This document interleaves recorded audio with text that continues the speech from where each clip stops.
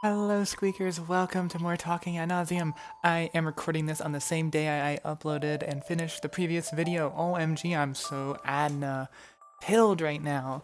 I'm also drinking coffee and I never drink coffee, so I'm gonna be extra energized for this recording. So off camera right now, I did some off camera mining. I just went through Tsurine's room with no uphie. There wasn't anything new that I caught on, but we forgot to check out the rest of the Query dialogue. So, if you deposit a memento into the Query, Tsurine writes a message on a piece of paper that says, "I hope you found vacants, friend." Now, before we didn't really know what vacants meant, but in the Discord, Liza sent a slang document that had vacants on it. Vacants is this hypothetical state of mind you can enter during being scotched. If you're scotched and maybe you're flatlined or your brain is destroyed or you're unconscious, nothing will happen, right? There's no hell, there's no nightmares, there's no affalatory or anything. It's literally just nothing, right? Like when you go to bed and you wake up with no dreams, it's just boom, nothing, darkness. So I hope you found vacants, because there's the other hypothetical state of mind called affalatory, which is the worst one, the really bad one, where it's like eternal nightmare, hell, basically. So yeah. So what are we doing this episode? I have no idea, but we are in the hallway, and there's some things in the hallway we can do. We got some locked doors, of course. Should probably leave strangers home alone. I disagree, but you know what we can do is turn off the light, and if we wait here just for a little bit in the darkness, someone's going to come over and fucking fall because they're an idiot. Now, I'm curious why Piamat, like, was she just passing by? Was she following us? Is she following us? She's creepy. She might be following us. I'm not sure, but the same anesthesiologist from earlier came barreling down and fell flat on her face. Poor girl. So Piamat is constantly falling over. Like, we get her back up and she is falling over again, which seems like it's not because of the light, it's because of something else. And in D1, we hear more about this kind of Piamat feeling sick as well. In my opinion, my first thought is that Piamat is testing drugs on herself. She's a pharmacist. We know she is investigating some shady stuff and making her own kind of custom off-market medication. And I think she uses herself as a test subject because she's just that obsessed with her craft. And Tsurine pointed out that, hey, are meds making you dizzy? And Piamat's like, yeah, whatever, meds. Now, that makes me think it's not meds, but, you know. So Piamat, so I'm going through all the ones real quick and cutting around it, but Piamat's very cold in this section. She is very, like, outright rude, which some people will be like, oh, well, that's Piamat, she's cold at first, but, like, this is very rude. We meet, if you skip this and you meet Piamat in D1, she's not rude, like, to this level at all. To me, I think one thing you could say is, oh, she's embarrassed because she fell, but I don't really think so. Like, she's probably a little annoyed. But, I think what's going on is, it's this whole thing Piamat has with, oh, I shouldn't get close to Sue. That thing she says in D1, where she's like, what are you doing, Tsurine? Or what are you doing, Piamat? I shouldn't get close to Tsurine. I think Piamat's, you know, a little ticked off, of course, but I think she's purposefully pushing Tsurine away by being kind of cold and mean. Another thing it could be is maybe the meds are making her mean. Maybe it's a humor thing, right? Like her humors are being flipped and shit. Who knows? But when we offer her our hand to get up, she stares at it for a while too. Like there's a ... she stares, another ... and then she finally takes her hand. To me, that's Piamat fighting within herself, like, I don't, for whatever reason, she doesn't want to get close to Tsurine. But then she kind of gives in and says, okay, this isn't too close, I'm just taking her hand and she's helping me up. So Piamat puts a lot of weight onto her hand that we're helping her with, is this because she's just that unbalanced currently? Or is this some other reason? Maybe, I don't know. Is she flirting with me? Tsurine identifies it as being off balance, which sounds right. And Piamat does admit that meds are making her dizzy. That's probably why I remembered or brought that up. So of course, we shake Piamat's hands, and anytime I see the word hands with Piamat, her eyes are, or her pupil shapes are hands, which was brought up by the story in D1 in a sort of metaphorical way. But then, so we shake her hand, and the moment Tsurine goes to, like, pull away, as is usual, Piamat, like, tightens her grip. Holds tightly for a moment. I don't understand what this means. It's almost like Piamat doesn't want us to leave. Because she's got that thing I mentioned where she doesn't... Like, she wants to get close, but she's like, oh...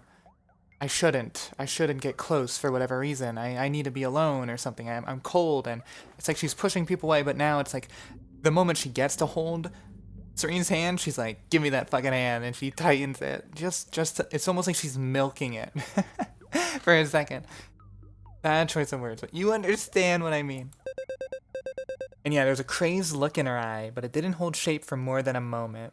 So yeah, I think that's kind of like an internal little battle she's having where it's like, oh my god, it's Tsurine senpai. She's like, grab. And then yeah, we got the little thing, is she smiling? And Piamat rarely smiles. Like, I think maybe once there's like a smiling Piamat when you're nice or you flirt with her in D1. It's very hard to see Piamat smile. And yeah, Piamat very, like, she slides right into her door. She doesn't let you look inside. Like, it's not like a big open of the door. It's like a slight open, and then she kind of just goes in there so you can't see inside. Because obviously she's hiding something. And despite being sincere about it, she's straining to smile. So yeah, she's got some kind of, like, her body's really trying to be cold. It's like fighting about being cold and being really caring, because we see that caring side of Piamat a lot in D1. So I guess it's kind of like she's got this weird mix inside of her that's like pushing and pulling people. Did I just see... Hold on, I remember people talking about this. Hold on, I need to... Piamat dropped a few photos at your feet. Now, we obviously know the one photo, but there's other photos? It must be that the other ones aren't really important or anything, but obviously the one we do pick up is important because it is Teza. So we can leave the photos on the floor, which someone should do that. This is my call to action again. Someone write that down, because I bet Piamat will see that the photos were on the floor, and in her head she'll like, oh my god, Tsurine saw this and didn't pick it up. So it might be special dialogue in the future, just saying. Another thing that people need to do, my second call to action, is when Piamat falls over to ignore her, because I think it might even be in D1. She might say some shit about that. Maybe in a way future episode I can see what that is, but I think that's just kind of funny. It might come up later, like, I fell over and you just fucking ignored me. Like, that's so rude. So we have Teza. Tsurine is looking shocked. Immediately shocked by this. And as you see in the background over here, there is another red picture. So yeah, these are photos of Teza, the multiple photos. She's in some kind of red room. Not like a red room, but a room that is red. Perhaps even folly. Kind of folly. Now, have we seen any rooms that are red? No. The only one is outside the mall. And where Tsurine was found. So that's immediately where my brain goes to. The only other place I can think of is, I don't know. This just looks like a very normal room. There's a wall and a roof, and it's red. So I have no idea. And yeah. So, Teza. And another interesting thing is the photo is glitching. Now, the glitches... The way I interpret the glitches in the game is schizotism, right? And they kind of... The glitches But ignoring that, whether I'm right or wrong, I don't know. But what we do know about the glitches is they show up when like serious, intense, and traumatic shit's happening, right? Like in the Psycho Break, there's glitches. In when you push Tsurine too far and you go to St. Luca's, the whole screen gets kind of white, inverted, noisy. And now this is glitching, right? So whether you think that's schizotism or not, who knows, but it's distorting the image, which is very creepy, might I add, but it's distorting the image, and I feel like it's happening in Tsurine's vision too. I feel like it's gotta be schizotism. I could be wrong though. There's no evidence about that. It just makes sense to me. Because when we see the D1, when we see Sterlie Tower, like, schizotism is mentioned as being the pearlescent sheen or whatever, and the light that's like refracting off, and that, like, and if you look at the image, I'll pull it up in a bit, but if you look at the image, you can kind of deduce what schizotism is.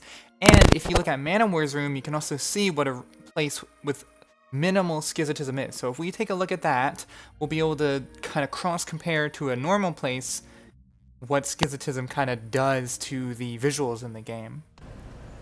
So as you can see here on the screen, this is Sterlie Tower, and Chica's mentioning that there's a pearlescent shimmer, kind of glittery, reflective material that's flaky, that's on the tower.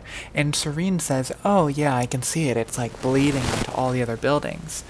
And Jicca says that must be your schizotism. She doesn't see it.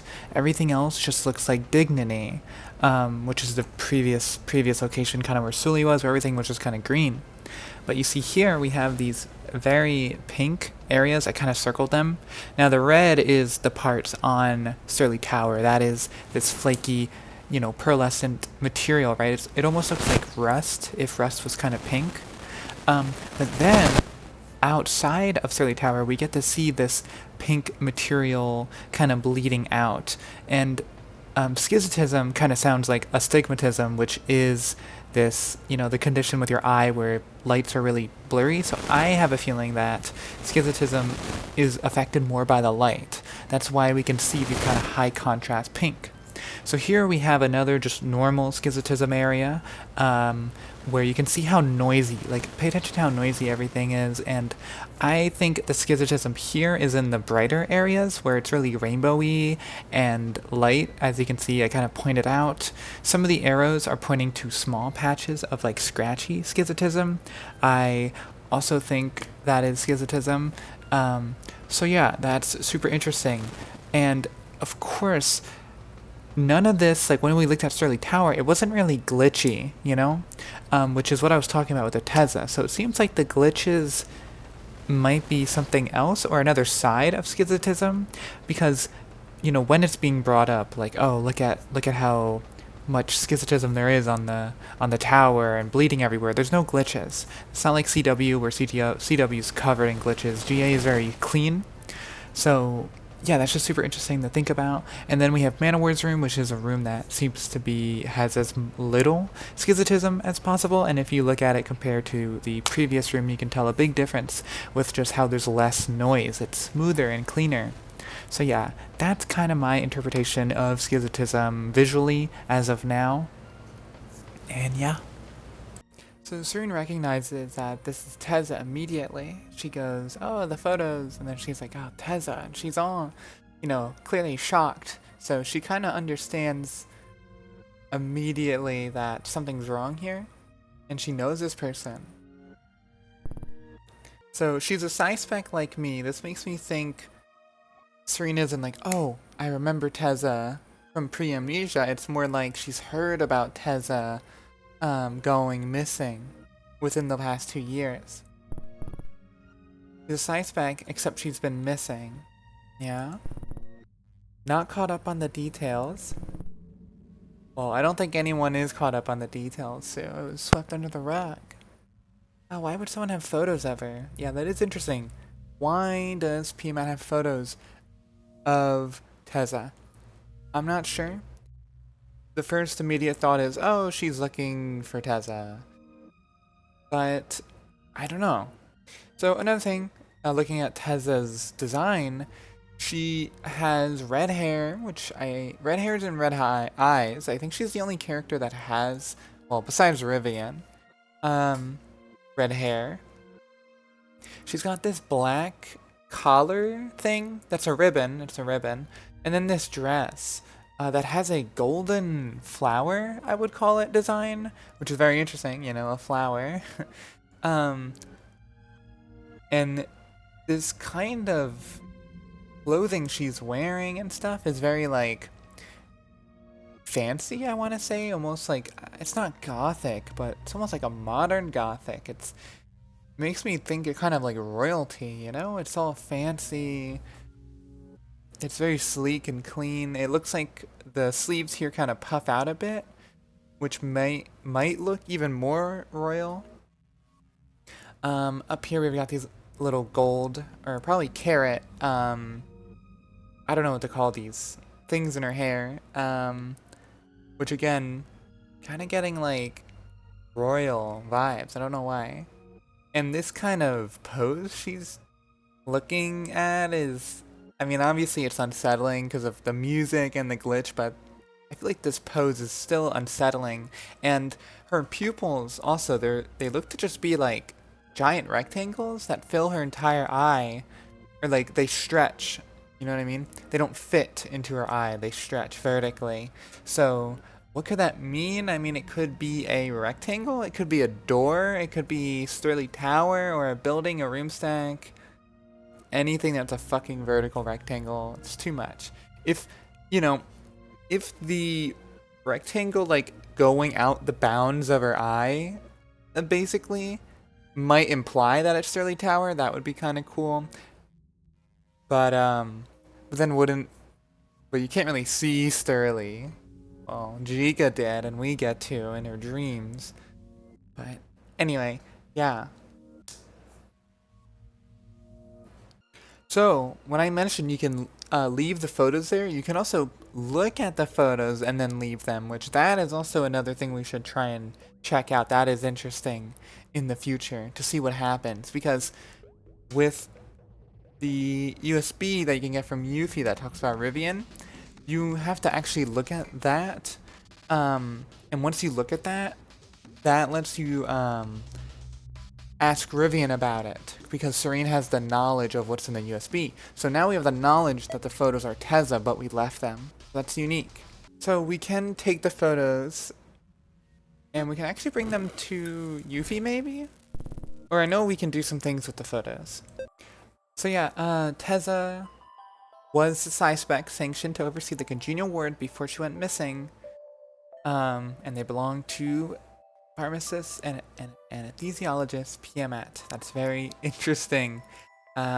Seeing the word anesthesiologist right next to the photos does put a grim idea in my head that what, did piamat like kidnap Teza and like knock her out? And of course, if you combined both of the photos, it says neither family member matches the woman in the photos. So Teza is not our sister or our mother or Tsurine. So Uphie doesn't seem nearly as scared of these photos as Tsurine was. Uphie has seen Teza in the photos. So we know that Teza lived here in CW, because she also was the psyspec of CW, and she had a daughter, which is interesting. I feel like that detail is forgotten. I've forgotten it as well. That daughter character might be someone we know. Or maybe we will get to meet her in the future or something, but who would Teza's daughter be? It's not Tsurine. It's probably not Uphie, because we know about the whole Rivian thing. But I guess I would give... Yeah, there's no way Uphie would talk about it like that. If it was her mom. That basically just puts every other character that we don't know anything about their mom about, which I feel like is mostly every character. So if you have any crazy Teza, like, daughter ideas, let me know. If you can't remember the girl's name, which could just be coincidence, or maybe there's a reason for that, you know. It's not remembering stuff is obviously important in this game because we play as Tsurine with amnesia.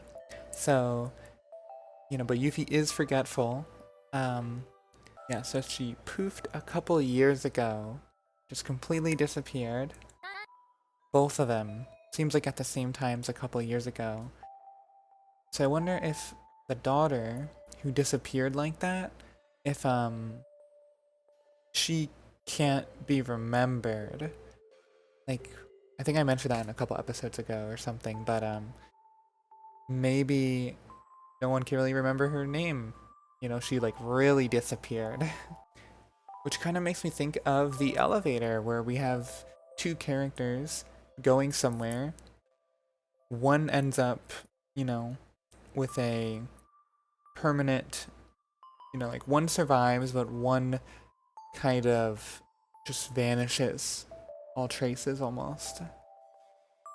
So did Teza and her daughter also do an elevator equivalent trip? Who knows? But Yuffie says that they just vanished or they left the ward unannounced, which that is what happened. Yuffie is kind of right here. It the Teza report that we see in D1 says that Teza, if I'm remembering correctly, is actually in Mariel Suites, and only visiting CW to visit a friend every so often. And Yuffie knows about that, Sterlie launched an investigation. Of course, she is a crisis nurse, so maybe she learned about this, or maybe she has investigated it herself, or knows something because of Rivian. Does Rivian and Yuffie have a connection to Teza? Because, I know I brought up the whole mother thing, but hey, who knows? Maybe that's why Rivian's looking into it. I don't think Teza's their mom. Rivian would say something, Tsurine would know, Yuffie wouldn't talk about it this way, so there's no way. But it could be someone important to them. That's why Rivian was like, oh, this Teza stuff's making me worried about you. Yuffie has some knowledge about it. Rivian has a lot of knowledge on it. Interesting.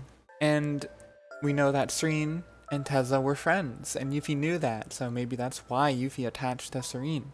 Especially when you take on what I said last episode or earlier or whatever, that Yuffie seems to have some kind of issue and she needs support, but she's all alone and she's pushing everyone away or something, which sounds like Yuffie only really knows Tsurine. So maybe something happened between Rivian, Teza, and Yuffie. We know Teza went missing, and the daughter too could have been involved. And then when Tsurine lost all of her memories, Yuffie took advantage of that to become, to clear the slate with Tsurine. Because maybe Yuffie wasn't very liked at this point by everyone involved, or there was just a lot of complicated emotions, and now it's like, okay, well, this girl, Tsurine, will trust me. Now, I'm not saying Yuffie's evil or anything. Like, I will defend Yuffie, but, who knows? It's a lot of speculation. And I feel like Yuffie's way smarter than she acts. I feel like, she knows who Teza is. We asked, do you know the girl? And she, jokes with us. So the fact that she doesn't remember the daughter's name, I don't know if I trust her on that. Because right here, and she's like, oh, before she disappeared, I saw her hanging with some familiar-looking lady. Could it be? I feel like she knows it's Tsurine. But this line makes it seem like it's being genuine. Like she's genuine, like, oh wait, could it be you? Like, nah. Like, is she trying to get Tsurine to push her about it? I'm not sure. She's kind of being weird about this. Why wouldn't she? Why wouldn't she be like, I thought it was you? Maybe, maybe she thinks the knowledge would be dangerous for Tsurine to have, to worry about it or something. You can leave it be and not ask her who it is. That could be interesting, because maybe later on when we learn the truth, we can be like, Yuffie, why didn't you tell me? So Yuffie does go ... So I think she is genuinely thinking in her head and wanting, figuring out if she wants to tell us, if it's a good idea. So I think she did know, and I think she's, bargaining in her head if it's a good idea if Tsurine knows this information. But she doesn't want to hurt us. And we're gonna return the photos to Piamat here. And we have to knock on her door a lot. Now, why do we have to knock on her door? Obviously, we know Piamat's answer is because of hydroponics and all that, but what's the real reason? She could be like, you know, falling unconscious. She was really dizzy and really messed up with the meds. Maybe she's like asleep. Maybe she's passing out. Maybe she can't get to the door really fast. She's really dizzy. It doesn't seem like that when we meet her. She seems pretty there. So I think you have to knock around 12 times, and then finally, the door opens. So Tsurine knocks really hard, and Piamat opens it almost like she was either there the whole time or she just got to the door. And Piamat is like, oh, I had my music up pretty loud, which we didn't hear any music. She's not wearing headphones or anything. Obviously, she could have taken them off, but I don't believe it. Yeah, the knocking was a sample in the song. Sure, Piamat. And she's like talking slow with the dot dot dots. She's saying, it's clearly she's lying. Did you need something? Can't have guests right now, sorry. Yeah, she's clearly doing something. In the middle of hydroponics. Question mark. You know, so it's almost like she doesn't know what to call what she's doing. Like this doesn't feel like a lie. Like it feels like an omission of truth. Like she's mostly right in what she's saying, but obviously it's not just, you know, hydroponics. If you don't know what hydroponics is, I didn't know either until this game. And then when I played RimWorld, it's basically like growing plants, but in a inside environment with like their own kind of, you know, plot of land. Like you can grow them in your apartment if you have it's with water too. I'll get the definition, hold on. So yeah, hydroponics, growing plants, usually crops or medicinal plants without soil, by using water-based mineral nutrient solutions in an artificial environment. Thank you, Wikipedia. So yeah, that's really interesting, because you might think, oh, well, isn't all plants in sanatoria like hydroponics because there's no outside? Well, no, because like the fact that there is hydroponics means that there's not hydroponics. And when we see udanil, those are like natural plants, I guess, natural in the earth way. There's like, they're just growing and they get watered and shit, and they have green lights to feed them. But this is different. This is using no soil. This is using water. And when I look it up and it says medicinal, Piamat's probably making her own pharmaceutical ingredients, right? So maybe hydroponics is how she is getting, like, to make the experimental serum, and the stabilizer she gives us in D1 is kind of off the market stuff. Maybe she cracked the code on how to get better results from her ingredients. Which is all cool and stuff, but why is this scene so sinister? It's one of the most, like, really something's going on here. So is there something more than that? Is it using human blood or something instead of water? Is it kind of like this in vitro, or whatever it's called, stuff that we hear about with Picard and Lumiel, where it's not plants, it's hydroponics, but you're growing, like, body parts? Is the hydroponics in some way involving people and Teza? Because, like, you know, obviously, like I mentioned earlier, you can take this Piamat kidnapped Teza.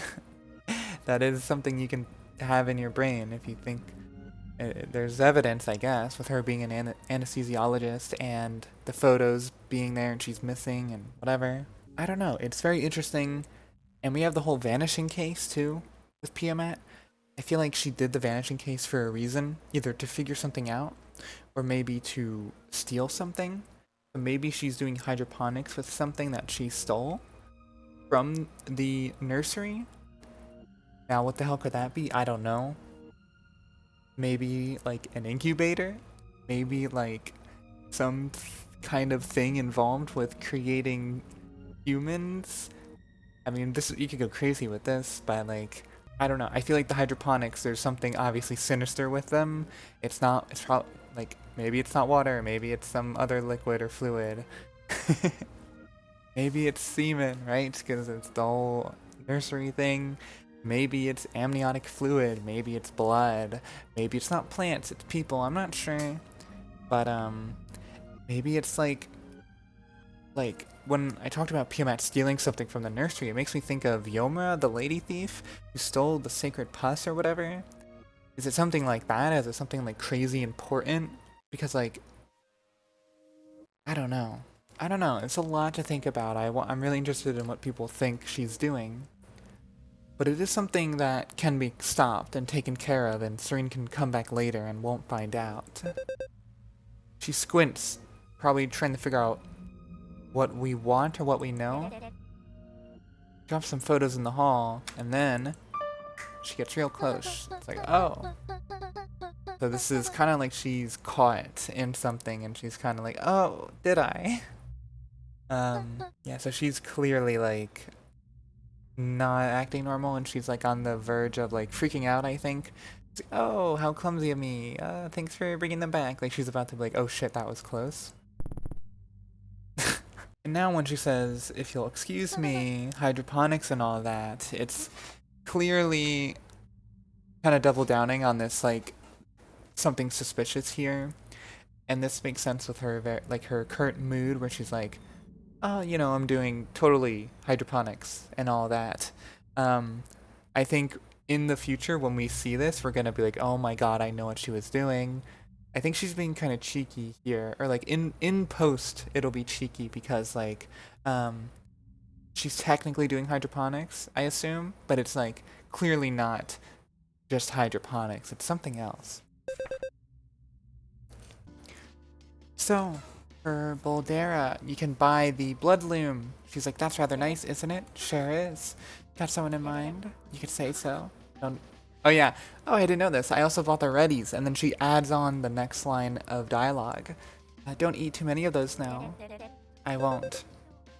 That's cute. That's really cute. So the Lost Blood Loom, it's pretty old-fashioned, which is interesting.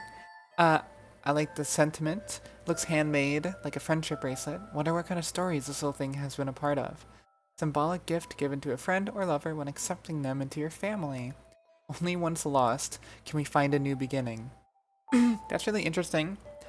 I don't know if that dialogue is more referring to the blood loom, or is it kind of referring to Tsurine? You know, like a memory, only once lost can we find a new beginning. Perhaps it's kind of talking about Tsurine and Yuffie maybe both being lost when they met each other.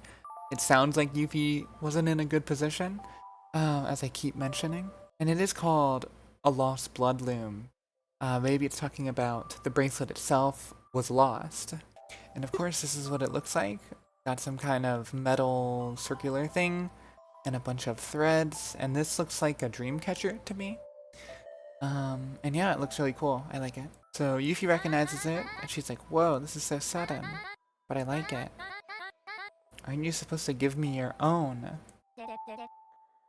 But yeah, sorry. Hand it back, I'll get you a proper one. She's like, never. Likes it more than she's letting on. That's interesting. You give someone your own blood loom. And how does she know it's not ours? So of course, you can eat the Readies. And when you do, it says, you're an awful person. You can tell Yuffie that you have it. And then Tsurine's like, oh, I ate it. She's like, what the hell? And Tsurine really didn't mean to. And what I like about this is Tsurine can say, can I make it up to you? And Yuffie goes dot dot dot. And then she's like, you owe me one. And Yuffie's like, I owe you one what? He's like, a bag of candy. Yuffie's like, no, I can't trust you with that. You just owe me. It means the next time I need you to do me a favor, you have to do it. So this feels like this is gonna come up later. And with a dental scraper and a narrow scalpel, I shall make the lockpicking tools, but before, I just actually picked up the narrow scalpel. It says, what an unusual shape. I wonder if it was custom made for a doctor with small hands. Huh. Narrow scalpel. I mean, scalpels are already pretty small and narrow, so it's even more narrow. So yeah, that is unusual. Incredibly narrow. Holds incredibly narrow scalpel blades. Must have served some oddly specific surgical job that's no longer needed. Still rather talented at getting in the tight spaces. So I wonder what that is used for, but we now have the lockpicking tools, exclamation mark. Undeniably useful for a rascal like myself.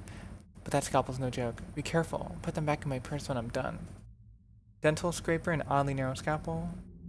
Alrighty, so if you're, holding a sharp object like the lockpicking tools, Yuffie will confront you and we can say some things here.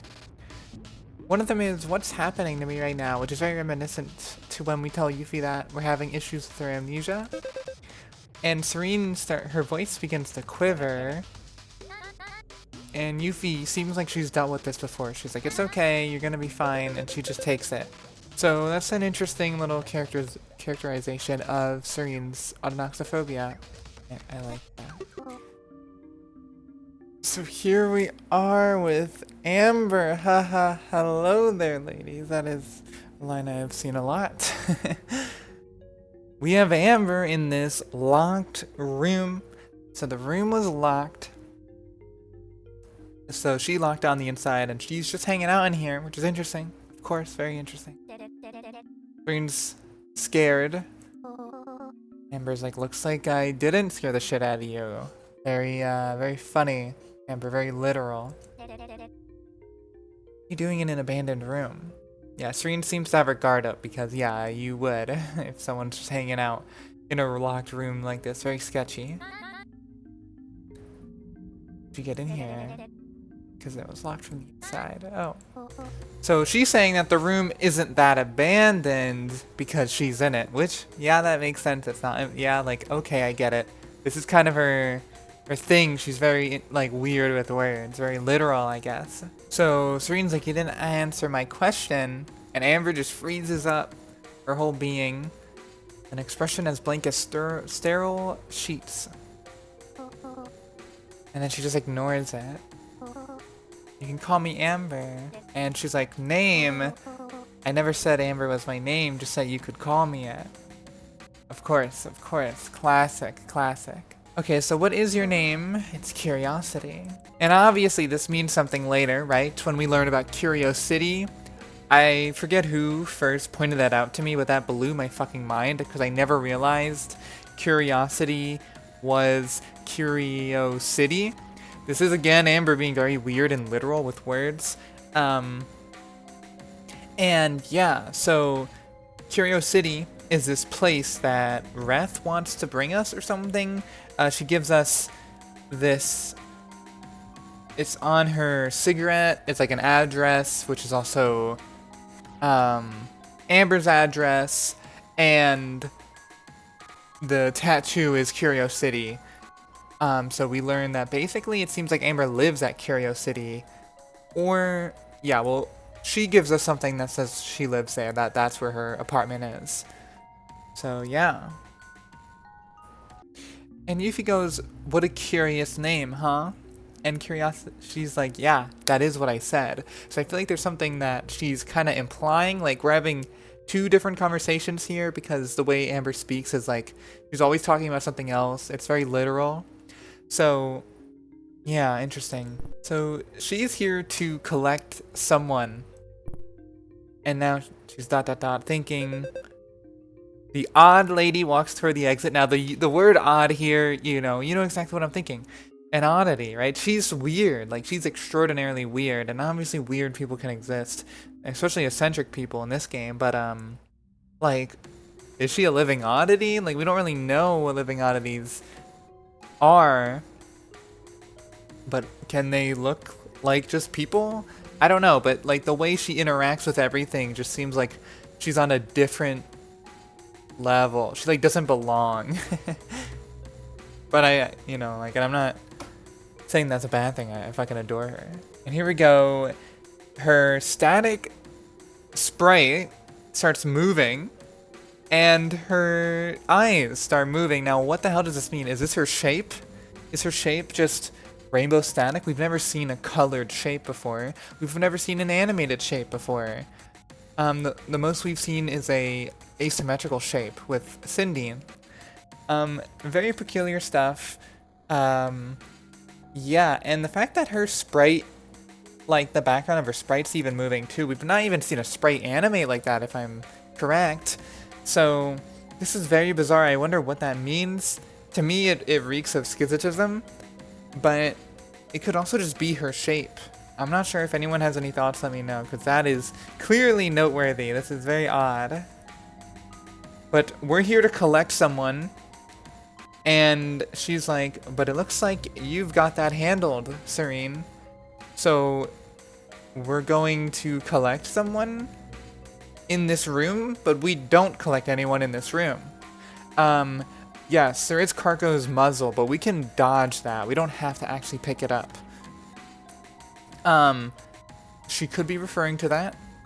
Maybe she's referring to the keychain she gives us. Is she referring to something in the future? Is she referring to Yuffie? I'm really not sure. But pick someone up makes me think we're actually gonna pick something up. So let's keep our eyes out.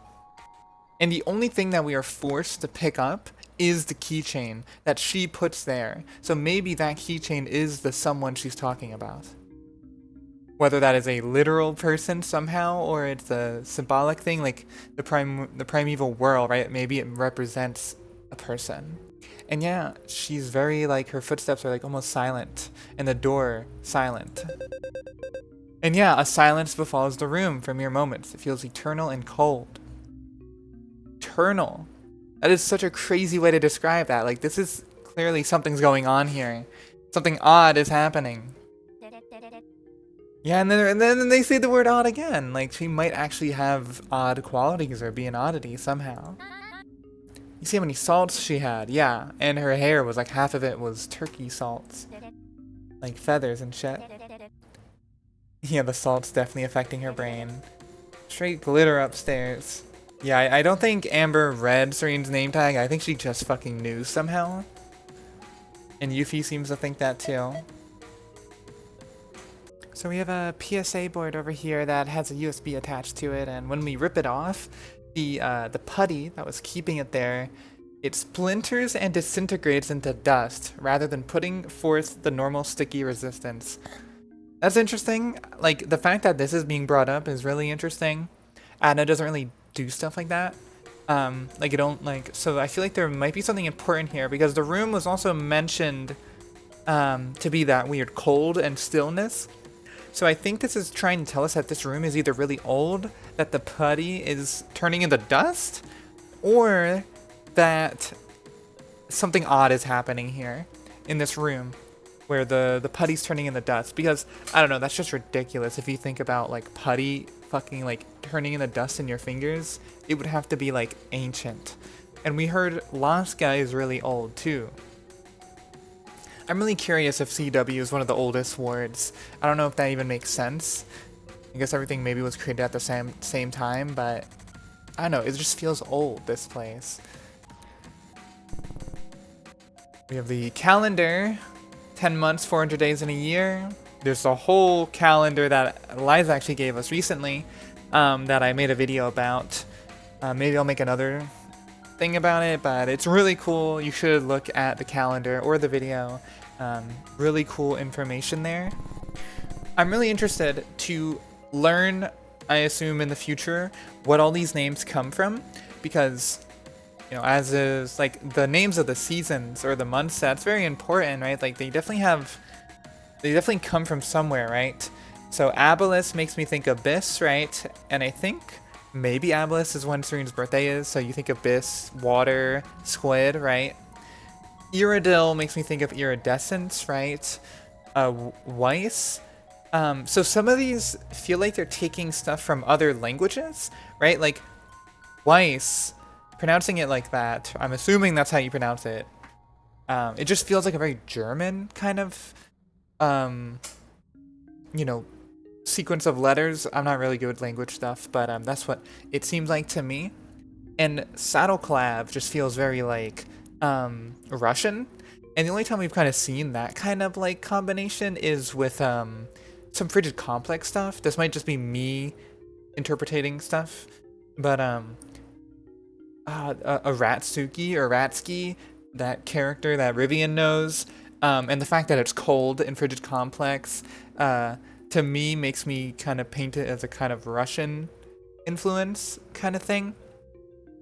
Acadia, I'm not sure. I mean, that sounds kind of like academia, right? It sounds kind of, I guess that would be European. I'm not saying that all these are influenced by like places in real life. What I'm trying to say is maybe it's a language thing. Like maybe in the past there was a lot more languages than we have now. Because right now we only have like two. We have like two, and then the language Tsurine speaks that might be one of the two. And we have old font. Well, we have new font, old font, and LibreCod. But yeah, like, and when you look at LibreCod and all the LibreCod stuff, it's very romantic language. It's very French. So then when you see Latin, like there's a lot of Latin stuff, like, you know, ad nauseam, you can tell like the influence is there. It's like specified. So I wonder if some of these are references, because the days, like the seasons are like, that's old. Like people come up with that stuff a long time ago, you know?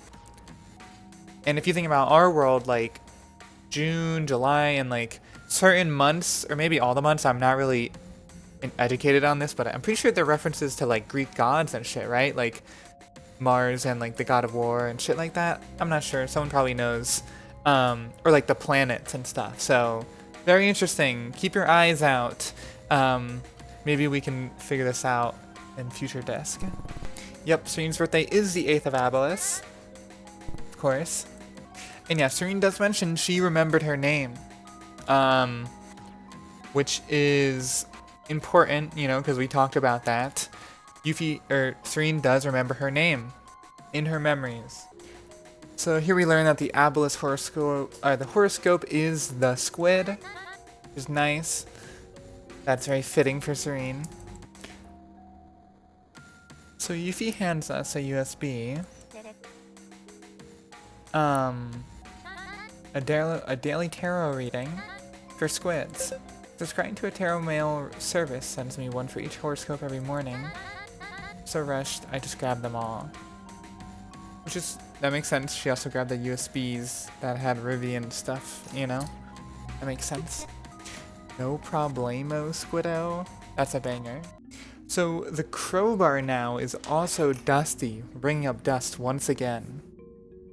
Gross, it's all dusty. And now we have a Blackwall dustpan, so that's 3 mentions of dust so far in this one room. That's very weird.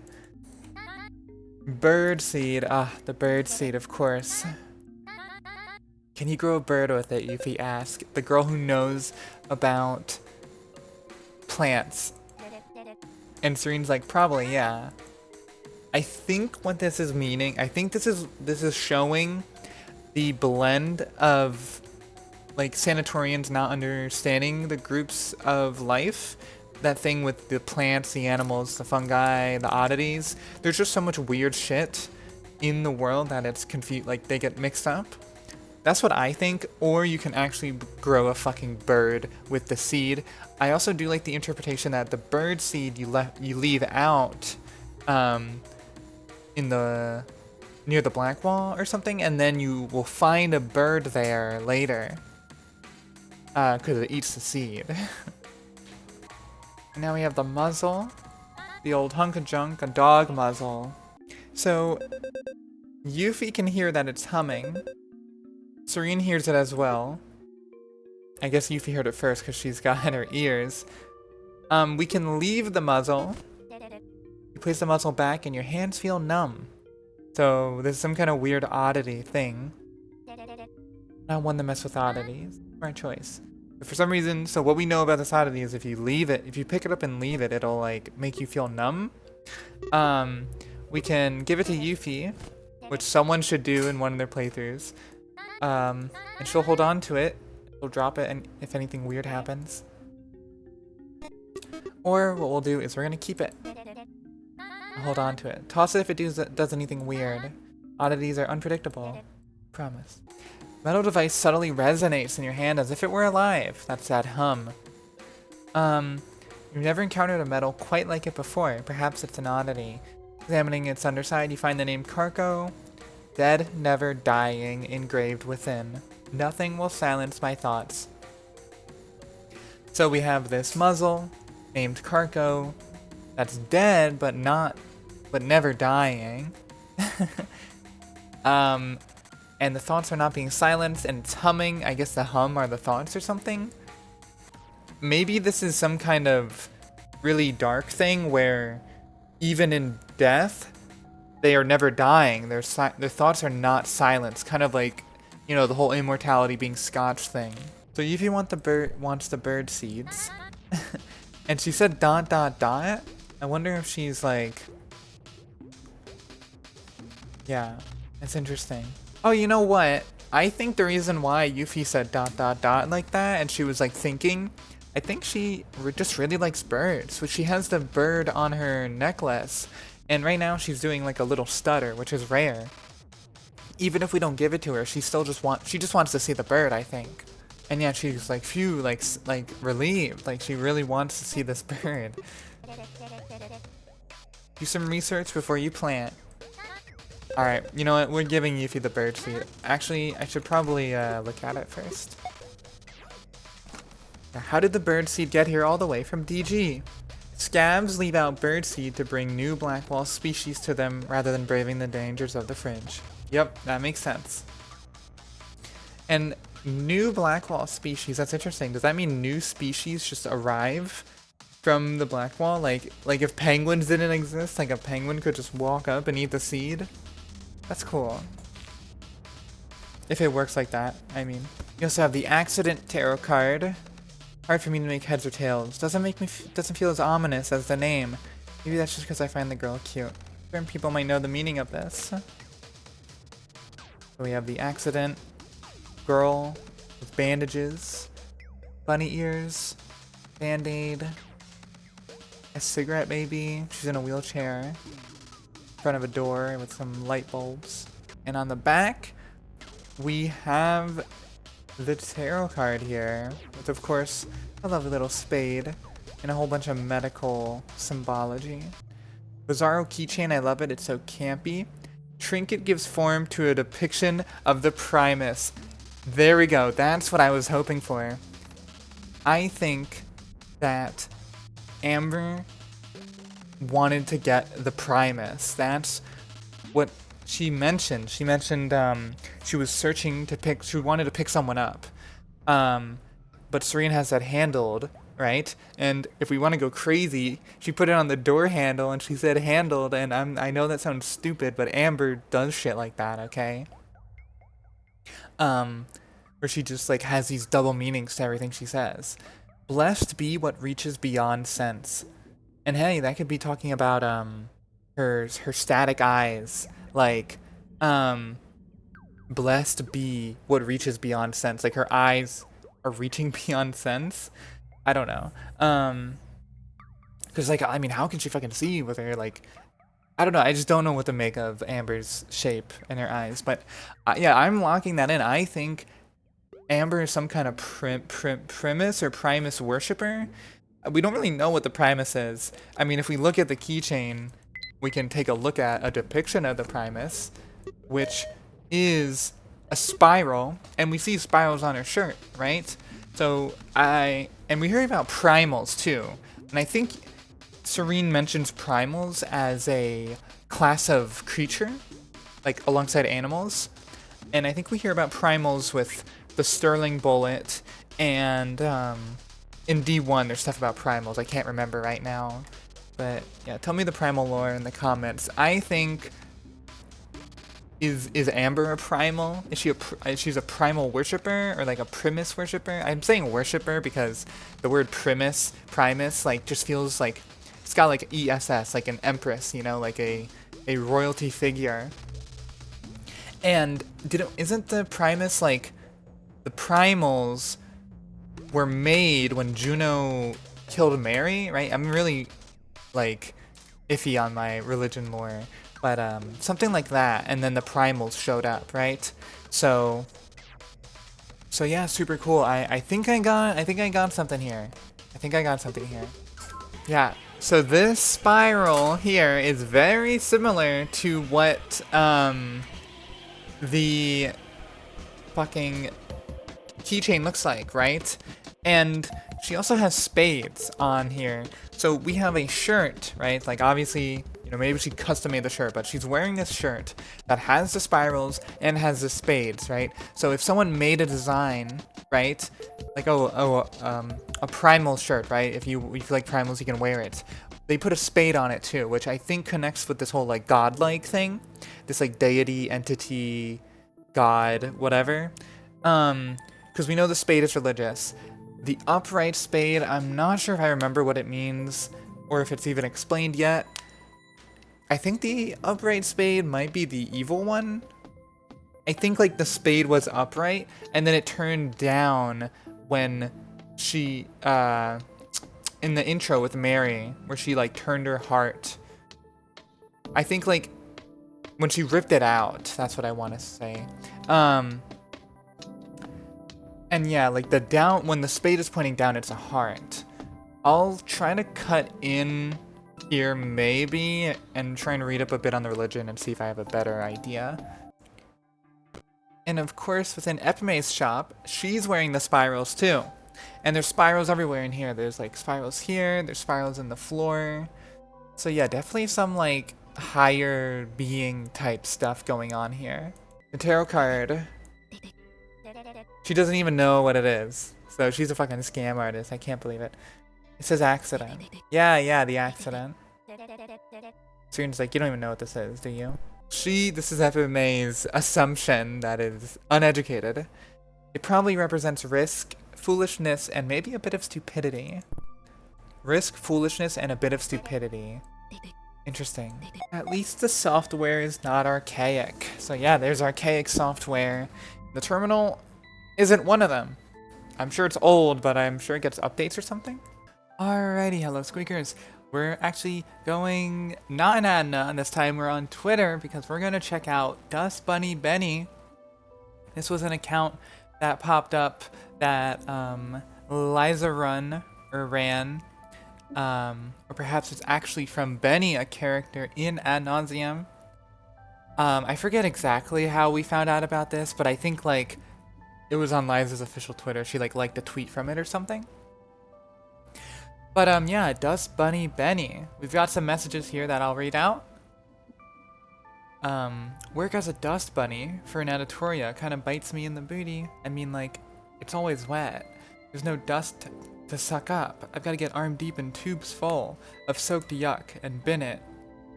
That stuff is heavy. Girl ain't jacked enough, but I still make do. The occasional wave from passerbys make it more than worth. So, we have a dust bunny. Not really sure what a dust bunny is, but it sounds like she is cleaning stuff, right? But usually it seems like the dust bunnies clean up dust. But now, since in Anatolia there's no dust, she's gotta like, just clean a bunch of yuck, a bunch of garbage, and she throws it in the bin. That's where bins go, garbage goes into the bins, which is kind of depressing. Because what if there's people down there and they're still alive and they're just like in a fucking tunnel of other people who are dead and there's garbage and like wet fucking garbage and waste? That's actually hellish. That's bad. So hopefully they have bins that are just for garbage and some that aren't. I don't know. I found a fancy carrot keychain when dusting. It looks like it must be important to whoever owns it, so I put it in the Numa system. The link is named after the 4th month, followed by I love Benny Bunny. If it's yours, I recommend nabbing it soon. Otherwise, no touchy. Here's a little emoticon. So, yeah, she found a carrot keychain when dusting. That's interesting. I wonder who that belongs to. Maybe it's someone we know. Maybe it has more meaning than we first think. My cousin asked if I wanted to start mapping with her. That's so cool. I don't know if I'm cut out for it, but maybe I'll give it a shot. Benny can do anything, right? And I think around this time, people in the Discord, including me, started responding to Benny. So here's me. I said, Benny can do anything, and I got a response. That's righto. So thank you, Benny. Benny said, I decided to take the job. Wish me luck. And we got Meg. You got this, Benny. And she said, I'll hop to anything. Ugh, I love Dust Bunny Benny. So yeah, she's joining a mapping job. It sounds like it's dangerous or scary because she says she might not be cut out for it, or maybe it's physical. Yeah, mapping sounds like you go in free domain and map stuff, right? Cousin Leanna says the best jobs are in the less crowded spots, so I'm gonna be traveling the Pale. Now, to my knowledge, I don't know what the Pale is. I don't think this is brought up in the game ever, so that's really interesting. Pale, like, you know, you think of pale skin, and if you're thinking medical, you think like pale as in oh, you look pale, like you're not doing well. So what the hell is the Pale? It's just a sick area, like an area that is infectious or something? I don't know. Should I text my friends about it or let it be a surprise? So yeah, she's going to a less crowded area. This is sketchy, so I think people in the Discord, we talked about this, and we said we wanted Benny to be safe. And I said, hey Benny, I think you should tell your friends and perhaps even file an STR if you're mapping any places outside of Sanatoria. Things can get really yucky out there, and I don't want to see my favorite bunny get hurt.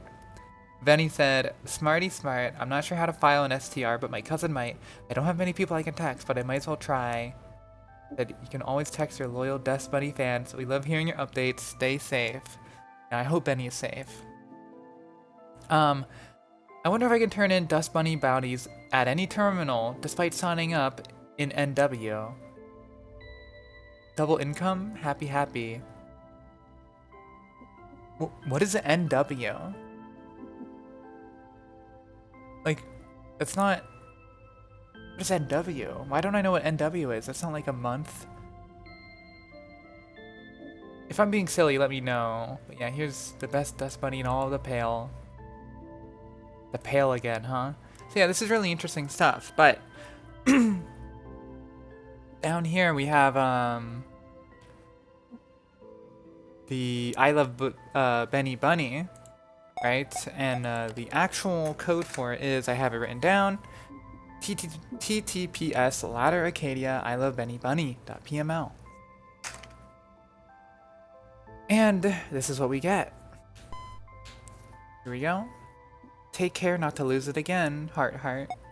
We receive the mail. It goes, it comes out. We got a carrot keychain. Thank you. A carrot bauble. Oh, this is so pretty. It's probably worth a lot, but it would be a shame to sell. Such a fine addition. Fancy interpretive keychain made of carrot. May fortune favor your friends. So, whoever owned this, may fortune favor your friends. That's interesting. It's like a good luck charm for your friends. And here it is. It looks fucking bizarre, but it is really pretty. And yeah. Did I check these? Yeah, I totally checked these. I don't know if I showed this in one of the first episodes, but there's a website we can look at, called ttps.lol.rec. This is the meme channel in the Adna Discord. You type it on in, get something. Welcome to LOL. Hello, lolsters. Welcome to my webpage. Oh my god, lolsters. That's what I should call the Malrats users, viewers. Hello, lolsters. Welcome to my webpage. Have you ever wanted to grow a plant out off your eyes? I have. So again, another weird, like, growing a plant, not where, like, a weird growing thing, like the bird. Grow a plant out of your eyes. We don't see anyone with that. I mean, Epime has this weird thing out of her face, but it doesn't look like a plant unless it's like black bamboo. But yeah, this is bizarre. You got this weird ass face. Follow a simple tutorial and have your own plant plats today. XO, like a million times. I have no idea what this is referencing. Like the LOL rec, right? being from the Discord automatically makes it seem like it's kind of like a joke or it's not too serious, but this isn't like I think that I don't know what this is referencing. I don't think it's actually referencing anything. Like I think it actually means something. You ever wanted to grow a plant out of your eyes? Follow a simple tutorial. Where's the tutorial? I want to follow it. Here's Rhonda's new youth center. I don't know if we put this in, but ever wanted a general health package, affordable cosmetic surgery at any credit class? A general health package, that sounds like maybe it's an actual package of health goods that you might need, or it's kind of like a deal. And cosmetic surgery, self-explanatory. At any credit class, so even if you're carrot to patina, I think is the lowest. And we have B52, but specifically R5S or 78 smile. So B52 is like, we can click on it in a second, but that's kind of like the layer, I think, like the floor. And this is kind of like, I think the room. Yeah, room 578. So yeah, place is fucking huge. Are you patient that enjoyed my service? Help out by sharing my link with friends and family. How quaint. We also have the tarot reading for today. Sign of the Squid, Ladder Abelis have pulled the Accident, Providence, and the Mariquary. Today is a day for you to explore and take rest, but be wary, for ignorance will lead you into a long-standing issue that has haunted you in the shadows, now assuming a dangerous form. So yeah, the tarot card stuff really feels like it's relating to D0, right? Especially with D1, with the spiral staircase. It makes sense with the whole thing with Jicca. So yeah, today, like, D0 is a day to explore, and we take risk, and we get rewarded for it. But be wary, ignorance will lead you into a long-standing issue that has haunted you in the shadows.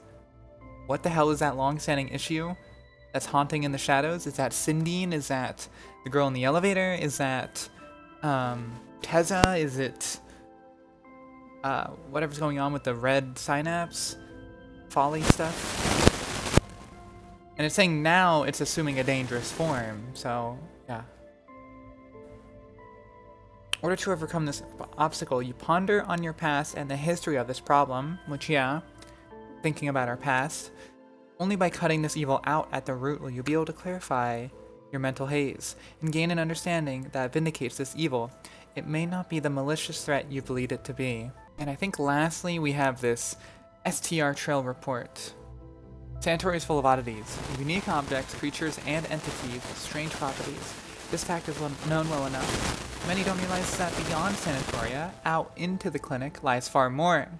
With each breath, the black wall swallows rooms and reveals brand new ones, bearing abundant resources, but also dangerous oddities. Yes, this is the classic Adna. Black wall comes in, and then black wall leaves, and in its stead there is a bunch of new resources, including oddities, dangerous ones. Additionally, the Fray occasionally spits out a few oddities of its own, which is interesting. You may be inclined to become a scavenger of the clinic's black wall fringe or Fray, looking for animals, foods, natural rooms, and new never-before-seen wonders. But make sure to always file a scavenger's trail report to the nearest terminal or sterlie. Failing to do so significantly reduces the likelihood and drastically increases the wait time of a potential Scotch recovery, should something go wrong. Remember, unmapped natural rooms are as full of wonders as they are horrors. So yeah, maybe that is what Benny is doing. She's mapping out natural rooms.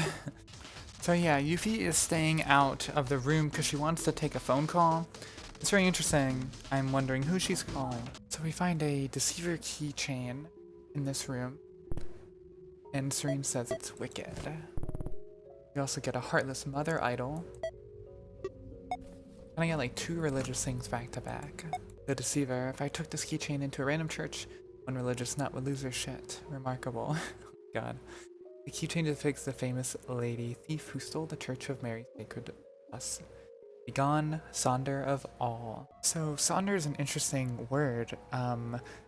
It means like the realization that everyone you pass by has a vivid life of their own stuff.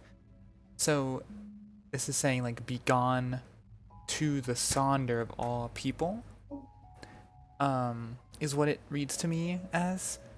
So it is like somehow stealing the sacred pus got rid of people sonder. Not really sure what this means. If that's what the sonder means in this definition, which it doesn't feel like it does.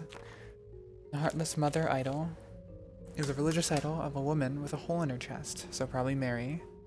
Which Mary sermons that the titular mother, saint, ripped out her own heart. Stuff we hear about in D1. The black wall dustpan, metal dustpan void of dust, bears the insignia of an independent scavenger. Many delusional spend years dusting the crannies of the black wall, inhaling their pans in the hope of dust, perking the gift of idiopathy. So this is stuff we kind of hear about with Ebime, the black idiopathy, where they kind of have basically a catalyst. And it seems like some people try and get black wall dust, but not very useful. Or not very effective, I mean. A worn carrot idol. Carrot sells for a fuck ton. So interesting that we're getting a lot of idols in here and stuff of that nature. Carrot statue of a revered and feared figure worn down by time into a featureless state. The children were disgusted by her heart. So we have the Heartless Mother idol, but then we have the Carrot idol. This one's worn, and we're not really sure who this figure is. It's someone else. And this one, this figure, the children were disgusted by her heart. This feels like almost like an evil Mary, I guess. Like, maybe this is Juno. Or Bloody Mary, the Bloody Church of Mary. Maybe Bloody Mary's actually a person. But, yeah, the children were disgusted by her heart. I don't think that's how people felt about the actual Mary, because what she did was very, like, idyllic. She ripped out her heart for everyone or something. So, yeah. Interesting. Yeah, this was revered and feared as well, so I'm curious if anyone has any opinions on what that could be. Dusty, forgotten USB. Again with the dust in these weird rooms. So there's a lot of junk over here. And Tsurine mentions maybe it was used to climb inside. So that's interesting. This room does feel like it connects to piamats in a way or something. Because it's kind of nearby, but, you know, who knows how it actually lines up in space. But yeah. So there's this junk over here, and then there's this stuff on the door. Gross. Black scum mold. Grows wherever there's moisture and dead skin cells like showers and drains. Someone must have been in this room for a while. But yeah, someone was camping out in this room. And they were playing around with idols. Creepy idols of religious figures. Very strange. Light room beyond this window. How obnoxious. No wonder this is abandoned. Obnoxious. I didn't realize you could mess with Yuffie here. You can keep talking to her. Yeah, so the Deceiver mask. We have two masks here. We have a red one and a blue one. And the blue one looks kind of sad, and the red one looks, I guess, maybe happy or smug or angry. They look kind of like foxes, and one has teeth, and there's a lot of like cloth, not cloth, like twine, fabric, strings. Holy crap, my brain right now. So yeah, that's really interesting. One's red and one's blue, so not sure what this could mean, but maybe the deceiver, Yomura, the lady thief, wore a mask, right, to deceive? Something like that. And also, yeah, with the premise, I wanted to mention premise black here is the wallpaper that just makes it pitch black, right? So maybe that is the outright connection between, because my brain is color theory pilled, like maybe this is telling us that premise is the color of black, you know?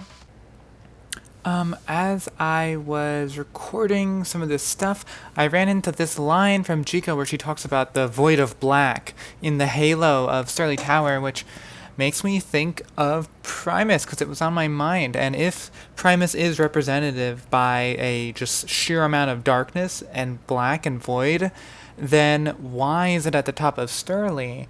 Well, the Primus sounds like primals might be related to religion or some kind of godlike person, so maybe it's some kind of darkness within the halo, so that would be like within Sterlie, if the halo is Mary or Sterlie or something. I'm not sure, it's just something to chew on. I still like am not certain what Primus even is, so if you know and I'm just forgetting some dialogue, please let me know. So we asked Yuffie if she's good with techie stuff, and she's like, techie stuff? What do you mean? Camera stuff? I'm really good with tinkering and hardware. Alright, so Yuffie can tinker and does hardware. This is important for the fucking, Yuffie is, like, technologically has superpowers or whatever I always talk about. Glorified toy blocks for adults. But that software stuff makes my brain fold in. My camera's flash is broken, think you can fix it? So Yuffie does some percussive maintenance, and it beeps at her, and she says, "Don't sad beep at me. You deserve it. You deserve this for being so stubborn." Alright, so that's really interesting that it sad beeps. Like, I mean, obviously maybe the phone is beeping, and it's just a little funny thing, but I don't know. We'll come back to this. Just keep this in the back of your mind for when we get to the other stuff in D1, like, about the phone and Yuffie, because there's just some small, secret, subtle, subliminal details, okay? Of course, we've got the little smile heel here. I can't speak. We've got, like an OX, it looks like. XOXO. Yeah, XOXO. This looks like a heart, and up here, I see LLO. Maybe it says like hello or something. I'll try and mess around with this in post. But yeah, here we go. You're on my side, 7785.